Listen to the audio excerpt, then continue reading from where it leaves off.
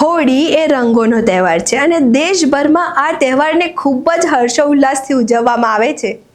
ભારત એ વિવિધતાનો દેશ છે અને એટલે જ અહીં એક જ તહેવારમાં પણ અનેક વિવિધતા જોવા મળે છે. રંગોનો આ તહેવાર એક જ દેશમાં ખૂબ જ અલગ અલગ પ્રકારે ઉજવવામાં આવે છે અને તેમનું અનેક ખાસ મહત્ત્વ છે. ત્યારે ચાલો જાણીએ દેશમાં રંગો સિવાય અન્ય કઈ કઈ રીતે હોળી રમવામાં આવે છે અને તેમની સંસ્કૃતિ શું છે.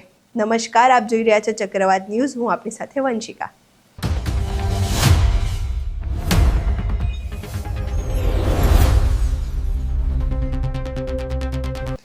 ભારતમાં હોળી માત્ર તહેવાર નથી, એ ભાવના, ભક્તિ અને પરંપરાનો ઉત્સવ છે.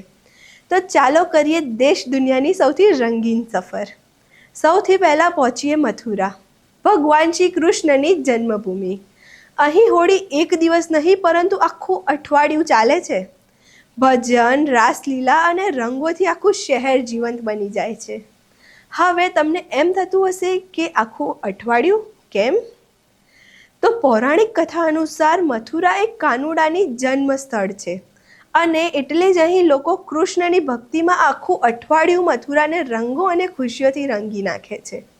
હવે વૃંદાવન પહોંચીએ તો ત્યાં બાકે બિહારી મંદિરમાં ફૂલોથી હોળી રમાય છે. અહીં રંગ નહીં પણ ફૂલો વરસે છે. હવે સૌથી અનોખી હોળીની વાત કરીએ તો બરસાનાની લઠમાર હોળી, જ્યાં મહિલાઓ રમૂજી રીતે પુરુષોને લાકડીથી મારતી પરંપરા આજે પણ જીવંત રાખે છે. અને જો તમારે સાંસ્કૃતિક રંગો જોવા હોય તો શાંતિનિકેતન વસંતોત્સવ પહોંચી જવું. આ ઉત્સવ રવિન્દ્રનાથ ટાગોર દ્વારા શરૂ કરવામાં આવ્યો હતો, જે હજુય ઉજવવામાં આવે છે.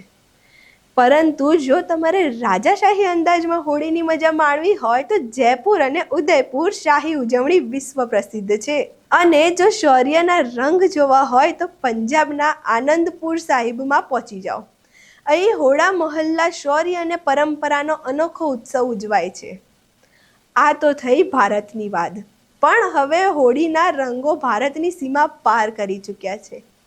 નેપાળમાં હોળી ફાગુ પૂર્ણિમા તરીકે ઉજવાય છે, કારણ કે હોળી ફાગણ મહિનાની પૂર્ણિમા પર આવે છે.